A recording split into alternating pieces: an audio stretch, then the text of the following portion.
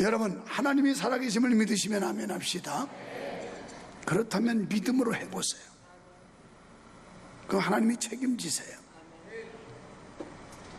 오늘 우리 교회가 양진석 군이라고 하는 학생이, 이 사람은 금메달을 3개 탄 학생이에요. 지금 고등부 3학년인데 이제 대학부 들어가서 메달 획득하면 국가대표인 겁니다. 전국체전에서 1등하면 그게 국가대표예요. 놀라운, 지금 3연패를 하고 있는 겁니다. 계속 3년 연속 금메달. 말이 그렇지 금메달 따기가 쉬운 게 아니에요. 또 우리 정하은 청년은 프로 수영 선수입니다. 안양시 소속으로. 근데 이번에 가서 금메달 땄는데 금메달도 쉬운 게 아니에요. 여러분, 프로 선수에게 메달을 획득하지 못하면 다시 재계약하는데 지장이 많아요. 근데 하나님께서 그들에게 메달을 획득하게 한 게 얼마나 감사한지 몰라요. 종종 매스컴에서 보면 스포츠 선수들이 할 수 있다, 할 수 있다 이러고서 메달 땄다는 고백을 듣기도 하고, 어떤 사람들은 크리스천 스포츠맨으로서 나는 할 수 있다고 하는, 그 하나님이 함께 하시기 때문에 할 수 있다고 하는 믿음 갖고 했더니 내가 금메달을 올림픽에서 땄습니다. 이런 간증들을 들어보는 기회가 있었을 겁니다.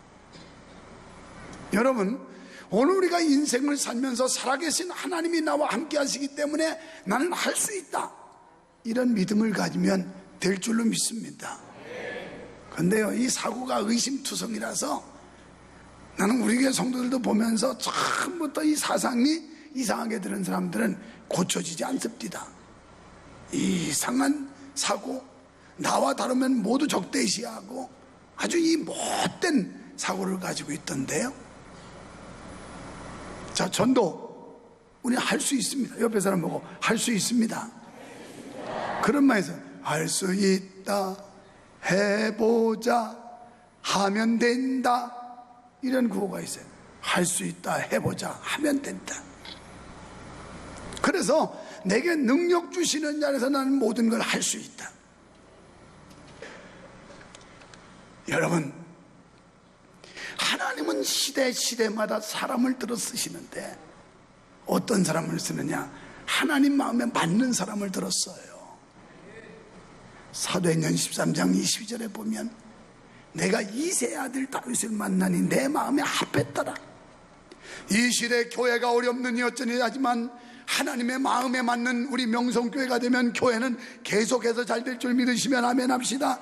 여러분, 이 시대 어쩌고 저쩌고 불황이지만 여러분이 하나님의 마음에 맞는 믿음만 가지면 하나님이 여러분을 붙들고 쓰실 줄 믿어지시면 아멘 합시다. 이 하나님 믿는 거예요. 하나님이 함께하는데 천지를 창조하시고 무소부지하시고 전지전능하신 하나님이 내 아버지를 믿는다면 우리가 그 믿음 가지고 당돌하게 도전해야 되는 거 아닙니까? 그래서 시대마다 하나님이 인물을 쓰시는데 이스라엘 백성들이 지도자가 없어서 방황할 때는 사무엘이라고 하는 선지자를 세워서 쓰셨고, 이스라엘 백성들이 우상 숭배를 하고 타락하고 방탕하고 죄악에 빠질 때는 이사야라고 하는 선지자를 세워서 깨우쳤고, 이스라엘 백성들이 포로로 잡혀가지고 바벨론 수산궁에서 한날 한시에 몰살 위기에 있을 때는 모르드게와 에스더라는 인물을 들어서 민족을 구원했고, 신약시대에 오면서는 하나님은 제자들과 사도들을 통해서 하나님의 뜻을 전파했고 하나님의 백성을 인도하셨어요. 여러분, 이 시대도 하나님은 하나님의 사람을 찾고 있습니다. 어떤 사람을 쓸 건지가, 하나님이 원하시는 사람, 하나님이 기뻐하시는 사람을 지금도 찾고 있다는 사실을 믿으시고, 우리는 이사야 6장에서 하늘보좌의 영광을 보고 오늘 누가 나를 위하여 갈고 하는 질문에 주여 내가 여기 있나이다, 나를 보내소서, 주님 앞에 자원하는 성도 여러분 되시기를 축원합니다. 요나서 1장 1절로 2절에 보면 여러분, 하나님께 쓰임 받으려면 소명의식이 있어야 돼요. 소명의식은 부름받았다는 거예요. 하나님이 나를 이 시대에 불러서 하나님이 나를 불러주었다. 나를 하나님이 선택했다. 하나님께서 요나를 부르셨습니다. 그리고 요나에게 부르신 뒤에 사명을 주셨어요. 선포하라, 외쳐라, 니느웨 도성에다. 이건 뭐냐면 소명은 부름받은 것이고 사명은 위임받은 거예요. 그러니까 뭐 역할, 직임, 의무 이런 게 부여된 걸 사명이라고 그래요. 사명은요, 좋아도 하고 싫어도 하는 거예요. 좋아서만 하는 게 아니라 이게 내게 의무고 사명이기 때문에 좋아도 해야 되고 싫어도 해야 되고 이게 사명이에요. 그런데 이 사명에 충실하려면 소명의식이 분명해. 하나님이 나를 선택했다. 하나님이 날 부르셨다. 이 시대에 하나님이 나를 부르셔서 나를 통하여 복음을 전하게 하려고 복음의 일꾼으로 세우셨다. 이 소명의식이 있는 사람만이 사명을 감당할 수 있어요. 이런 사람들을 일명 사명자라고 그러는 거예요. 목사만 사명자가 아니에요. 장로님, 권사님들도 사명자가 되면 자기에게 부여된, 자기에게 맡겨진 이 직임에 대해서 최선을 다하고 충성하는 일꾼이 되는 거예요. 여러분 두려워하지 마십시오. 고린도전서 1장 27절에 보면 하나님은 약한 자를 들어서 강한 자를, 또 미련한 자를 들어서 지혜로운 자를 부끄럽게 하는 이런 하나님이라는 거예요. 여러분 배경이 나쁩니까? 여러분 지식이 짧습니까? 아니면 능력이 부족합니까? 마른 막대기도 들고 쓰시던 하나님이라면 하나님의 창조물 중에 가장 멋지고 가장 아름답게 감탄했던 우리를, 하나님의 백성들을 주님이 쓰신다면 여러분 앞에 막혀진 홍해도 길을 트는 하나님, 언젠가 기회 되면 길을 여시는 하나님에 대한 설교를 할 겁니다. 그 하나님이 우리와 함께 하시기만 하면 길을 여실 줄 믿습니다. 지금 답답하세요? 암담하세요? 난감하세요? 이걸 길을 내시는 분이 우리가 믿는 하나님인 줄 믿어주시기를 바랍니다. 학개서 2장 23절에 보면 부름받은 자는 하나님의 뜻을 위해 선택된 자들이라는 사실을 확신해야 된다. 오늘 하나님이 우리를 부르신 건 하나님의 뜻, 하나님의 소원, 하나님이 기뻐하시는 일을 위해서 선택된 거라는 확신을 가져야 된다는 거예요. 마태복음 14장 3절로 4절에 보면 세례 요한은 옳은 일이라고 생각할 때는 주저하지 않았어요. 눈치 보지 않았어요. 사람들 분위기 보고 거기에 휘말리지 않았어요. 세례 요한은 아주 단호한 어조로 담대하게 외쳤습니다. 이게 세례 요한이에요. 자, 그러면 먼저 우리가 전도하려면 영혼 구원에 대한 갈망이 있어야 돼요. 저도 그런 마음을 가지니까 하나씩 하나씩 찾게 되고 연결을 하게 되는 거예요. 갈망이 있어요. 내가 이번 기회에 한 영혼을 꼭 건져내야 되겠다, 살려내야 되겠다, 이 갈망이 있어야 돼요. 마태복음 8장 5절 이하에 보면 백부장의 믿음이 소개되고 있어요. 백부장은 자기 가족이 아픈 게 아니에요. 아내가 아픈 것도 아니고 남편이 아픈 것도 아니고 자식이 아픈 것도, 부모가 아픈 것도 아니에요. 하인, 그 당시의 문화적 배경으로 뭐 하인은 이건 짐승 정도, 그러니까 인간 대우를 못 받는 이런 관계였어요. 하물며 그 집의 백부장에게 이 하인이라는 건 그건 뭐 별로 중요하잖아요. 하인 죽으면 또 하나 데려다 놓으면 되는 거예요. 그런데 백부장은 비록 하인의 영혼일지라도 이 영혼이 정말 천하보다 귀한 영혼이라는 사실을 알았던 거예요. 그래서 하인의 병 때문에 예수님께 찾아갑니다. 예수님, 제 하인이 죽게 됐습니다. 살려주십시오. 그랬더니 예수님께서 오냐, 내가 너희 집에 10만 갈게. 아닙니다. 주님, 그렇게 수고하실 이유 없습니다. 그냥 말씀만 하시옵소서. 나도 지휘관입니다. 내게 부하들이 있는데 이더러 오라면 오고 저더러 가라면 갑니다. 주님도 그냥 명령만 하십시오. 말씀하시면 제가 종이 듣겠습니다. 그때 주님이 뿅 가요. 내 믿음이 크도다. 내 믿음대로 될지어다. 내 하인이 고침받을지어다. 그 시로 하인이 나은 줄 믿으시기 바랍니다. 하나님의 말씀을 잣대질하지 마세요. 측정하고 계산하고 이런 짓 하면 그 사람에게는 역사가 일어나지 않습니다. 그냥 믿었어요. 이 아이는 이 한 영혼이 얼마나 소중하다는 걸 알았어요. 천하보다 귀한 한 생명이라는 걸 알았어요. 그 당시에 문화적 배경으로, 사회적 배경으로 사람들이 하인 따위는 인간 취급도 안 했지만 그는 소중한 한 영혼으로 여겼던 겁니다. 그리고 그를 위해 예수님께 간청했더니 예수님이 하인을 고쳐준 줄로 믿습니다. 마태복음 15장 24절 이하에 가면 가나안 여인의 믿음이 소개되고 있어요. 이 여인은 자기 딸이 귀신 들려가지고 막 자빠지고 거품 물고 이러니까 이 사랑하는 딸을 주님을 만나게 해서 문제 해결시켜야 되겠다고 하는 이 간절함이 있었던 거예요. 예수님께 갔어요. 가가지고 선생님, 우리 딸 좀 고쳐주세요. 그랬더니 예수님께서 면전에 뭐라고 답변하시냐면, 내가 내 자녀에게 줄 떡을 개에게 줄 수 없다, 이렇게 얘기를 해요. 여러분, 이거 직역하면 이런 얘기예요. 너는 개 같은 여자야. 너 같은 인간에게 내가 이 구원의 역사, 구원의 은총, 이 놀라운 선물과 능력을 행할 수 없어, 이런 얘기예요. 얼마나 굴욕적입니까? 얼마나 치욕적입니까? 얼마나 모멸감 느끼는 그런 상황입니까? 그런데요, 참 복받을 사람들은 벌써 생각도 다르고 고백도 달라요. 이 가나안 여인은 뭐라고 그러냐면, 주여 올소이다마는, 우리들은 와 그러고 막 열받아가지고 우라통이 치밀어서 아마 예수님 머리라도 잡아 뜯겠다고 덤빌 텐데, 이 여자는 그렇게 하지 않아요. 주여 올소이다마는, 개들도 주인의 상에서 떨어진 부스러기를 먹고 살지 않습니까? 그거라도 줬사오니 우리 딸만 고쳐주시옵소서. 그때 내 믿음이 크도다, 내가 이스라엘에서 이만한 믿음을 보지 못했다, 그러면서 칭찬해주고 그 딸을 그 시로 고쳐줬어요. 여러분, 우리가 복음 전할 때 이런 모멸감을 느낄 때도 있을 겁니다. 핍박을 받고 핀잔을 받고 괄세를 당하고 비난받고 조롱당하고 이럴 때 있을 거예요. 여러분 전도해 보시지만, 전도하면 내가 뭐 없어서 국어를 하러 간 것도 아니고 먹을 거 얻으러 간 것도 아니고 옷을 한 벌 얻어 입으러 간 것도 아닌데도 문전박대 받고 모멸감과 멸시, 천대, 핍박, 비난, 조롱 이런 거 받을 때, 그럴 때 여러분 어떠세요?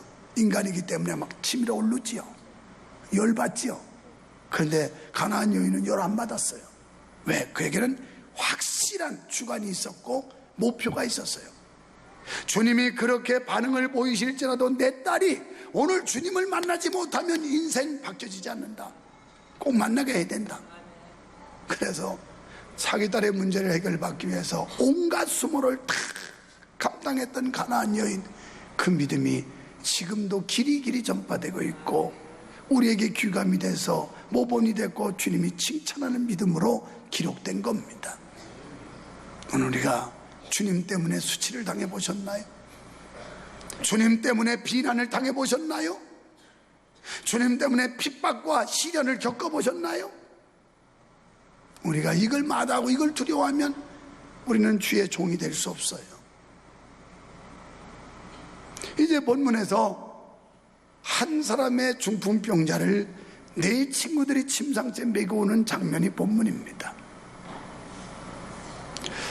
자, 이 말씀을 가만히 묵상하면서 이 사람들이 온 거리가 얼마나 될까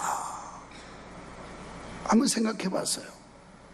결코 가까운 거리는 아니었을 겁니다. 왜냐하면 그냥 뭐 10m, 20m, 50m 그거야 들쳐오고 오면 되지, 뭘 네 사람이 침상째 또 메고 올 이유가 없어요. 아무튼 가깝지는 않았을 것 같아요. 멀리서 왔습니다. 멀리서 걸어오는데 이 한 사람 중풍병자, 이 사람 예수님 만나게 예수님 속에 붙여서 예수님 만나면 이 사람 팔자가 필 거고, 예수님 만나면 죄사함을 받게 될 거고, 예수님 만나면 이 사람 문제가 해결될 거니까 우리가 예수님 만나게 해줘야 되겠다고 하는 이 일념, 사랑의 마음을 가지고 메고 왔어요. 메고 왔는데 웬걸요, 사람들이 어찌나 많은지 예수님을 접촉을 시켜줄 수 없는 거예요. 집안에 꽉 차고 바깥에 가서 접근이 불가해요. 그런데 뜻 있는 곳에 길이 있다고 뚜렷한 목적의식이 있으면 포기하지 않습니다. 이들은 고민해보니까 지혜가 떠올라서요. 그래, 저 지붕에 올라가서 기와장을 뜯고 고리 내리면 예수님 말씀 전하는 그 현장으로 내려가서 주님을 만나게 하겠구나. 이 지혜가 떠올랐어요. 그래서 그 사람 중풍병자를 데리고 올라가가지고 침상을 달아내렸더니 주님이 거기 성경을 자세히 읽어보면 그 친구들의 그들의 믿음을 보시고 이렇게 나와요. 그들의 믿음을 보시고 중풍병자를 고치셨더라. 내 죄사함을 받았느니라. 그랬더니 또 시비 거는 인간들이 또 나와요. 교회는 옛날이나 오늘이나 시비 거는 인간은 항상 있는 거예요. 목사가 아무리 은혜롭게 설교를 해도 트집 잡는 사람은 여전히 트집 잡아요. 여기 온 사람 빼놓고 말이에요. 도둑이 제발 저린다고 트집 잡던 사람이 또 난가? 그럼 그 사람이지 뭐. 내가 어떻게 알겠어? 자기가 이식 짓고 왔는데 내가 뭐 어떻게 하겠어요? 그렇잖아요. 목사님 나보고 하는 거예요? 그래 맞아 거기야. 난 누군지 모르지만 꼭 도둑이 제발 저린다고 그런 짓 한 사람은 찔림이 와요. 나로구나. 그런데요, 여기 이 네 친구들을 보면서 이 사람들이 몇 가지를 우리에게 교훈해주고 있는데, 물론 결정적인 건 예수님이 죄사함 주시고 우리를 구원하신다는 겁니다만은, 주님을 만나게 하는, 요새 뭐 전도에 대한 우리가 축제를 하기 때문에 주님을 만나게 하는 그 과정을 보면 네 친구는 첫째, 자기 헌신이 있었는데 이 헌신이 시간적 헌신이 있었어요. 이 사람을 어떻게라도 데려다 예수님 만나게 소개시켜야 되겠다고 하는 시간을 냈어요. 시간. 전도는 시간의 헌신이 있어야 됩니다. 한가한 사람만 전도하는 게 아니에요. 할 일 없는 사람만 전도하는 게 아니에요. 바쁜 중에 시간을 쪼개서 전도하는 거예요. 그 다음에는 협동심이 있었어요. 전도는 한두 사람이 아니라 우리 교회 모든 성도가 협력을 해야 돼요. 적어도 명성교회 성도라면 전체가 다 하나 돼야 되는 거예요. 퍼포먼스 그래서 한 겁니다. 협동심을 유발시키고 서로 협력하라고 하는 이런 측면에서 퍼포먼스를 지난 주일날 저녁에 멋지게 한 겁니다. 협동했어요. 여러분, 사람을 업어는 보셨겠지만 늘어진 사람 얼마나 무거운지 느껴보셨습니까? 저는 어린 나이들 상여를 참 많이 매봤어요. 상여. 그 상여 보통 8명이 매는데 이거요, 언덕 올라갈 때 내려갈 때 엄청 힘듭니다. 그 중에서 요령꾼 한 사람 생기면 그 사람 자기 힘 안 쓰려고 이렇게 다리 구부리고 다니면 나머지 사람이 어깨가 빠지게 아픕니다. 지금까지 관을 여러 번 들어봤는데 관 들으면서 최고로 무거웠던 적이 딱 한 번 있었는데, 우리 친구 목사님 돌아갔을 때 그게 거리가 연화장에 그 영안실하고 화장터하고 그게 거리가 그렇게 멀게 안 느껴지는데, 근데요, 그거 들고 왔는데 얼마나 멀게 느껴지는지, 무거운지 막 어깨가 빠질 것 같은데 우리 친구들 세 목사님들이 드는데 이게 막 놓고 싶더라고요. 솔직히 여기서 그냥 구름마루 싣고 가게 하지 이걸 왜 들고 가게 하나, 나 이해가 안 됐어요. 구름마루 가서 거기다 그냥 화구에다 넣게 하면 되는데 이걸 들고 왔는데 너무 무거워가지고 지금까지 시체 들면서 그때 같이 무겁게 느껴진 적 처음이에요. 옛날 예수 안 믿을 때 들어보니까 상여 믿는 사람들이 무겁다는 소리를 누가 모르고 하면 시체가 더 무거워가지고 힘들다고 하는 속설이 있을 정도로 진짜 힘들었어요. 사람이요, 이렇게 기동력이 있을 때 잡아 이렇게 매달리고 이래 덜 무겁지, 툭 쳐주면요 무지 무거워요. 들어봤어요? 난 실제 경험한 사람이에요. 20여 년 전에 용인에 연합 처리하는 하고 금요일 갔다 왔는데 기사로 봉사하는 집사님이 소나기 왔다고 안아가지고 에라 내가 운전하고 가지 그러다가 신갈 지나가서 용인 정신병원 거기 가기 전 중간쯤에서 그냥 사람을 하나 받았어. 주유소에 나와가지고 46km 가는데 갑자기 시커먼데 무단횡단에서 이렇게 건너오는 거예요. 쾅 막하는데 퍽 떨어지는데 아이고 큰일 났구나, 이거 사람 죽었구나. 우리 집사람 옆에 떴다가 막 유리가 다 깨지고 막 판넬이 찌그러지고. 우리 동네 사는 초등학교 교감 선생님이었어. 용인 학교에서 회식하고 집에 오다가 술김에 다시 학교 들어간다고 버스 기사한테 떼서가지고 정류장도 아닌데 내려가지고 무단횡단하다 나한테 맞힌 거야. 어떻게 하겠어요? 병원에 후송한다고 가서 끌어올리는데 얼마나 무거운지 못 들겠는 거예요. 우리가 붙어도 남자가 많으면 괜찮은데 여자들하고 막 하는데 그렇게 사람이 처지면요 무거운 거예요. 여기요, 이 한 사람의 중풍병자, 제가 봤던 많은 중풍병자들은 빼빼 마르는 분도 있지만 거의 다가 부대해집니다. 그냥 누워가지고 꼼짝도 못하고 먹기만 하고 그래가지고 이렇게 부대해져요. 그래서 저는 이제 그걸 한번 연상해 보는 거예요. 이 중풍병자 한 사람을 예수님 만나게 해주려고 메이고 올 때 얼마나 힘들었겠나. 네 사람이 서로 협동심을 발휘하지 않으면 세 사람은 골탕 먹었을 겁니다. 무거워가지고. 남자분들 군대를 갔다 오셨죠? 군대 가서 못봉 제자라는 걸 해보셨나요?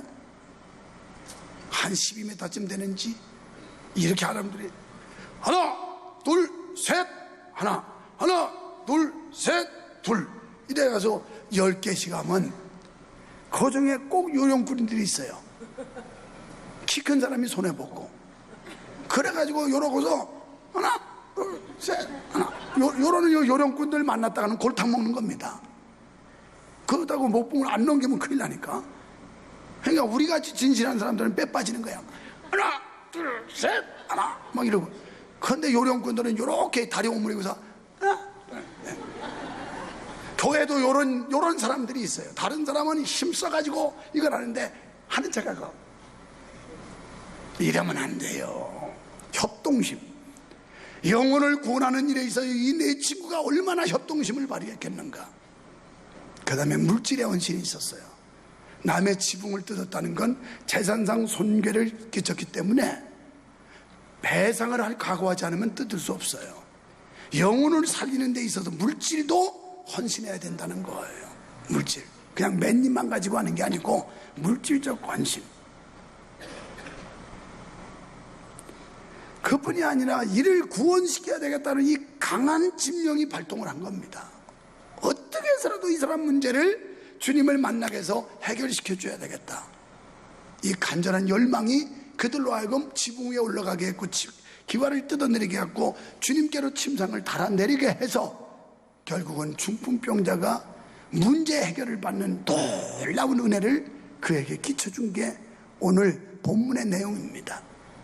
사랑하는 성도 여러분, 우리가 한 영혼을 건져내려면 몇몇 사람이 아니라 적어도 명성교에 속한 모든 성도가 힘을 모아야 될 줄로 믿습니다. 협력해야 돼요. 기도하고 전도하고 물질로 헌신하고. 그래서 우리가 전도원금 내자고 저 뒤에 차 태놓고 지금 써내가려고 있습니다. 영혼을 위해서, 한 영혼을 살리기 위해. 영혼 구원 위해서 수고가 따라야 합니다. 천하보다 귀한 영혼을 위한 물질적 헌신이 있어야 합니다. 그리고 강한 집념이 있어야 됩니다. 누가복음 10장 30절 이하에 보면 선한 사마리아인 이야기가 기록됐습니다. 옛날 어떤 사람이 여리고로 가다가 강도 만났어요. 강도 만났는데 대제사장이 지나갑니다. 레위인 지나갑니다. 바리새인 지나갑니다. 요새로 말하면 목사가 지나갑니다. 장로가 지나갑니다. 권사가 지나갑니다. 불황당당해서 겁안 죽게 된 사람을 아무도 본체만 잡고 그냥 지나가요. 그냥 지나가. 오늘 이 시대가 이런 시대 아닌가요? 교회 오래 다니고 주님을 오래 믿었다는 사람들이 다 무관심하고 강도 만나는 이 불황당당한 이런 사람들을 모르는 척하고 그냥 지나가고 있지 않나요? 그런데 사마리아 사람이 그걸 보고 여행자였던 사마리아 사람이 가던 발걸음을 멈추고 그에게 다가가요. 상처를 싸매주고 거기다가 기름을 발라서 치료해주고 그러고서 자기 나귀에다 싣고 주막으로 갑니다. 주막 주인에게 부탁을 해요. 내가 여행 마치고 돌아올 때까지 이 사람 좀 잘 보살펴 주세요. 그리고 돌아와서 만약 치료비가 더 들었으면 내가 그때 다시 정산해서 지불을 해줄 테니 이 사람 생명을 잘 보살펴 달라고 하는 부탁을 해요. 이걸 가지고 주님이 뭐라고 그러시냐면 이 중에 누가 강도 만난 자의 이웃이겠느냐. 그 당시에 사마리아 사람들은 접경지였기 때문에 혼혈아가 많았어요. 혼혈에서 유대인들이 그들을 우습게 봤고 인간 이하의 취급을 했어요. 잡종이라고.